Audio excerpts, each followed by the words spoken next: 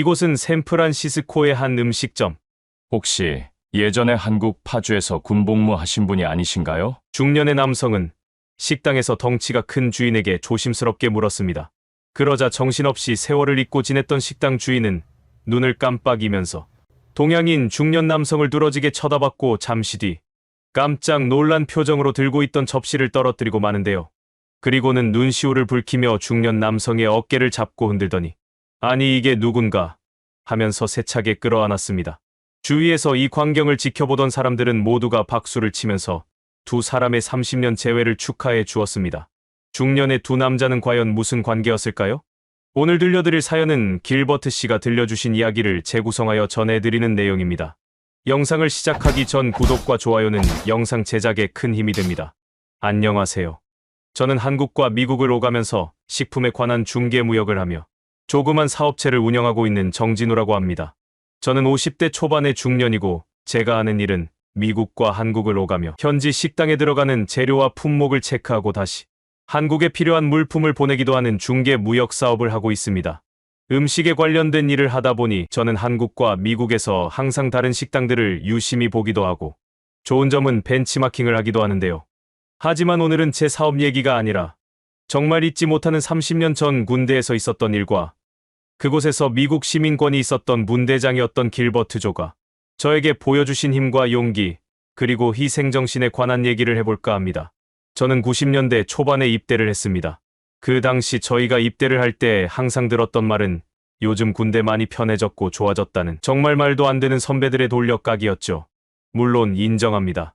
7, 80년대에 비해서는 아무래도 조금 나아졌지만 사실 요즘 군대와 비교를 해보면 그 시절 역시 구타와 억압, 가혹행위가 여전히 많았던 건 사실이었으니까요. 저는 경기도 최전방의 사단 신병교육대에서 훈련을 받았고 수료를 하고 연대에서 대기를 하다가 최전방 부대로 전입을 갔습니다. 저희 아들이 최근 군대에 입대를 해서 제가 논산 훈련소에 따라가 보니 정말 저희 때와는 너무 달랐고 복무기간도 짧아졌고 월급도 많이 주면서 여러 가지 처우 개선이 좋아 보였습니다. 잠시 추억 삼아 30년 전 군 생활을 얘기해볼까 합니다.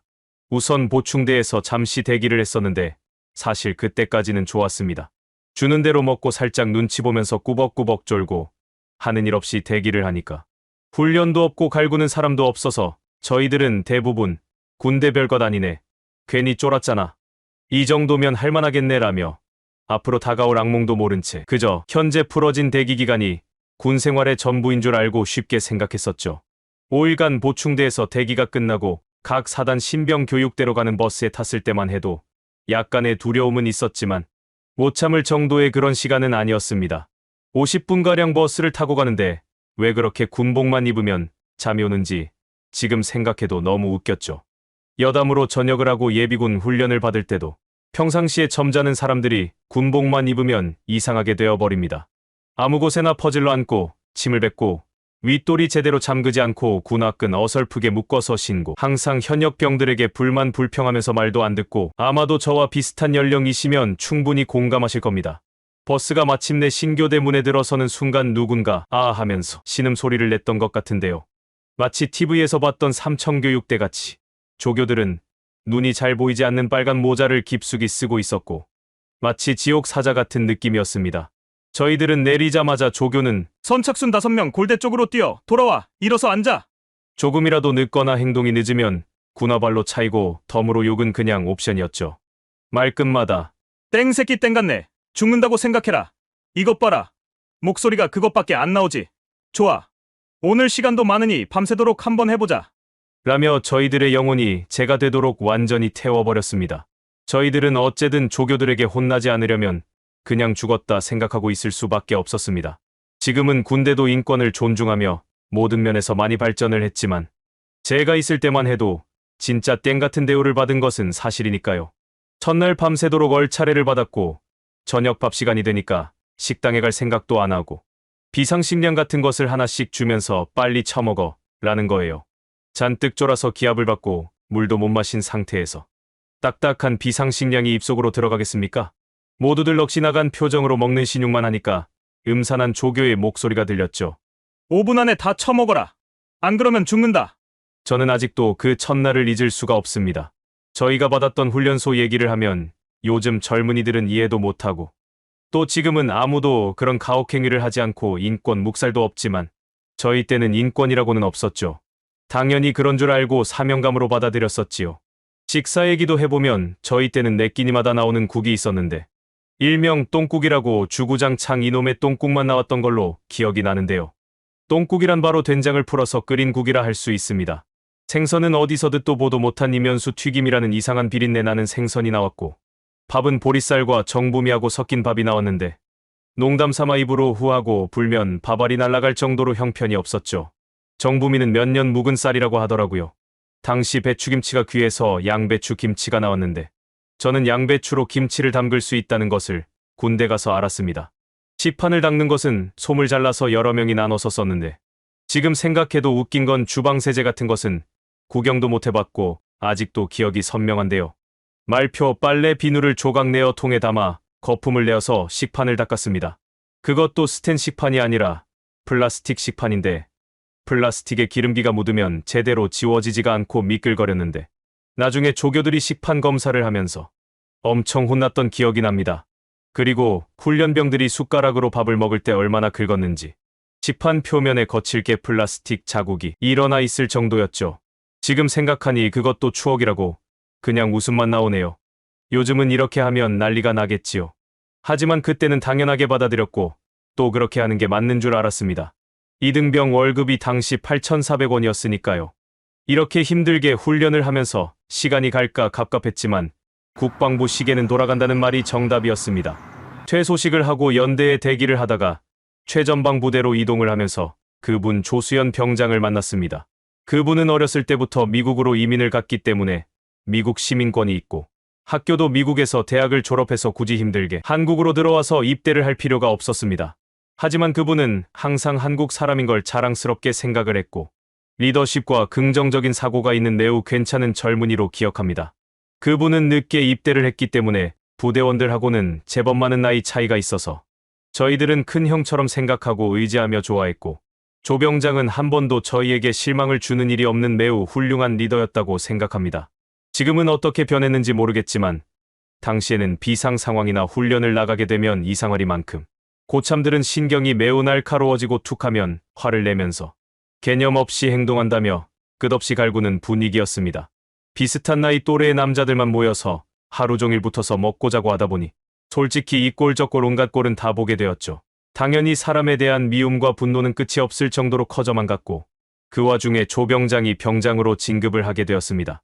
저희 소대원들은 조병장보다 더 선임 고참이 있었지만 전부 조병장을 리더라고 생각했으며 그는 계급을 떠나서 인간적으로 동생같이 저희들을 정신과 육체적으로 성장할 수 있도록 항상 저희에게 힘과 용기를 주셨던 분이셨습니다.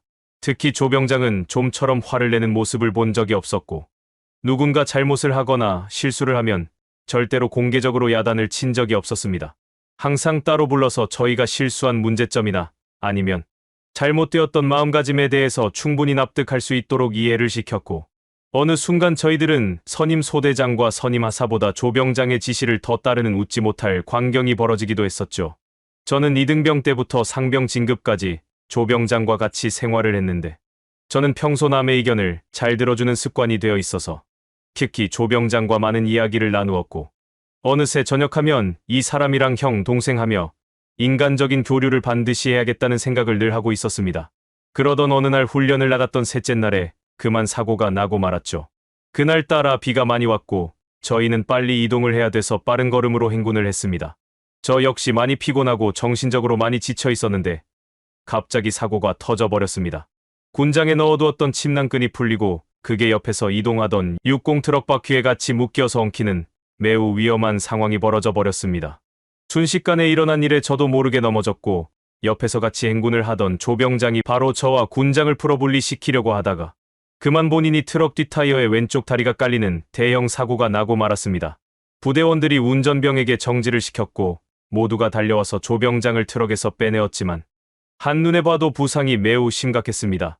찢어진 다리 사이로 뼈가 돌출되었던 게 보였고 엄청나게 많은 피와 살점이 너들너들하게 찢어진 상태였죠. 정말 눈 뜨고 못 볼 처참한 광경이었습니다. 바로 군 구급차로 이동을 했고 당시 육군 병원에서 수술은 힘들고 민간 병원에서 다리 절단 수술을 해야 하는 매우 큰 부상이었습니다. 저 때문에 조 병장이 큰 부상을 당했다는 자책감으로 저는 정신적으로 굉장히 힘들어했고 조 병장의 부상은 생각외로 매우 심각했습니다. 뼈가 부러진 게 아니라 으스러져 버렸고 다리 혈관과 피부 모두 괴사가 될 정도로 심각해서 어쩔 수 없이 무릎 밑으로 다리를 절단을 해야만 했습니다. 이 사고로 조 병장은 의병제대를 할 수밖에 없었습니다. 저는 병원에 누워있던 조 병장에게 병문안을 갔는데 그분의 눈을 제대로 볼 수가 없었습니다. 저는 너무 가슴이 답답하고 엄청난 사고에 그만 조 병장 앞에서 펑펑 울면서 나 때문에 이렇게 되어서 정말 죄송하다며 저도 모르게 입원실 바닥에 무릎을 꿇고 오열했습니다. 조 병장은 침대에서 비스듬히 상체만 약간 세운 채 저보고 이리 와라 하면서 제 손을 잡고 너가 잘못한 것은 없다. 분대장인 내가 더 세심하게 통솔했어야 했고 당연히 후임병이 위험에 처하면 분대장인 내가 돕는 게 너무나 당연한 일이다. 다만 운이 없었을 뿐이었지만 그래도 이만하면 다행이라 생각하면 되니까 너무 자책하지 말고 남은 군 생활 열심히 하기 바란다. 나는 더 이상 군 생활이 힘들어서 아무래도 의병 전역을 할 것 같으니 나중에 기회가 되어 미국으로 올 기회가 있으면 그때 꼭 하고 싶은 얘기를 하자. 눈물 닦고 힘내야 한다. 마지막으로 너한테 경례를 한번 받고 면회를 끝내자. 하시면서 저를 바라보았고 저는 눈물을 머금으면서 그를 향해 큰 소리로 경례를 하고 입원실에서 나왔습니다. 그 뒤로 그분은 부모님이 계신 미국으로 돌아가셨다는 얘기를 들었고 저는 자책감에 힘들어하다 의병제대를 하게 되었습니다. 단 한순간의 사고가 두 젊은이에게 돌이킬 수 없는 상처를 주었고 저희들은 국가를 위해 복무를 하다 아무런 보상도 받지 못하고 그렇게 시간이 흘러버렸습니다. 저는 공부와 결혼, 사업을 하면서 예전 기억은 서서히 잊혀져 갔고 그렇게 미국과 한국을 오가며 사업을 했습니다. 사실 전역을 하고 조 병장에게 연락을 하고 싶었지만 지금처럼 휴대폰이 없었던 시절이었고 더군다나 소재지가 미국이어서 연락할 방법이 없었습니다. 그렇게 30년이 흘렀고 저는 얼마 전 샌프란시스코에 일이 있어서 갔는데 업무를 끝내고 배가 고파서 식당을 찾던 중 낯익은 간판을 보게 되었습니다. 간판 이름이 한국어로 되어 있었는데 희망을 주는 한식이라는 문구에 그냥 들어가 버렸죠. 종업원의 안내에 따라 자리에 앉았고 저는 불고기 정식이라는 메뉴를 시키면서 식당 내부를 보던 중 멀리서 덩치가 크고 다리가 불편한지 절룩거리며 걷는 사람이 보이는 겁니다. 식사하는 손님들에게 인사도 하고 안부도 물으며 매우 친근하게 하는 행동을 보니 이 식당의 사장님 같아 보였습니다. 그분이 천천히 제가 있는 쪽으로 오실 때 저는 왠지 매우 낯이 익었고 아무리 봐도 제가 아는 사람 같아 보였죠. 그분도 저를 쳐다보시고는 약간 갸우뚱하시는 것 같았지만 다시 자신의 일을 보려고 돌아설 때 저는 그때서야 그 식당 사장님이 조 병장님인 것을 알았습니다. 저도 모르게 큰 소리로 조수연 병장님 아니세요? 라고 30년 동안 하지 않았던 군대식 언어로 부르고 말았죠. 그분은 돌아서서 저를 보시더니 아니, 이게 누구야? 라며 천천히 걸어왔습니다. 저는 일어서서 그분에게 다가갔고 저희는 손을 잡고 서로 힘차게 껴안았습니다. 주위 식사하시는 손님들은 매우 재미있다는 듯이 쳐다보았고 저희들은 얼싸안고 손을 잡고 어쩔 줄 몰랐습니다.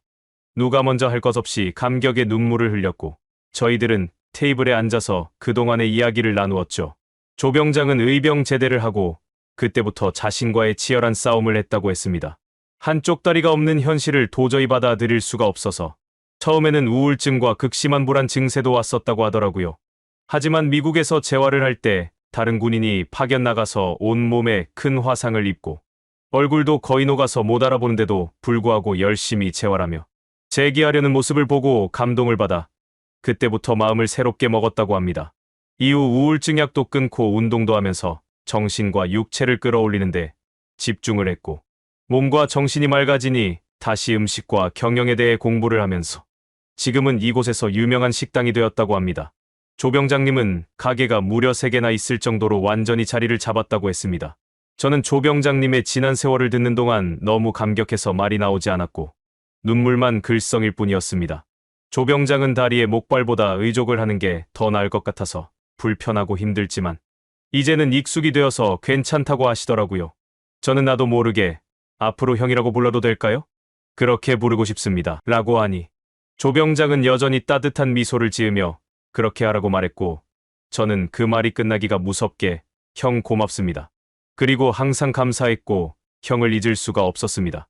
앞으로 남은 세월 동안 형과 자주 연락을 하면서 제가 도울 일이 있으면 같이 돕고 살고 싶습니다라고 했고, 조수연 형은 고맙다라며 저희 두 손을 꼭 잡았습니다. 이후로 저희들은 제가 미국에 갈 때마다 만나서 이야기를 나누었고, 저는 수연이 형의 가게가 더 번창할 수 있도록 유명한 마케팅 회사에 홍보를 문의하기도 했습니다. 이제는 그냥 군대 선임이 아닌 피를 나눈 가족 형제보다 더 진한 우정으로 저희들은 행복한 만남을 이어가고 있습니다. 저의 얘기는 여기까지였습니다. 시청해 주셔서 감사합니다.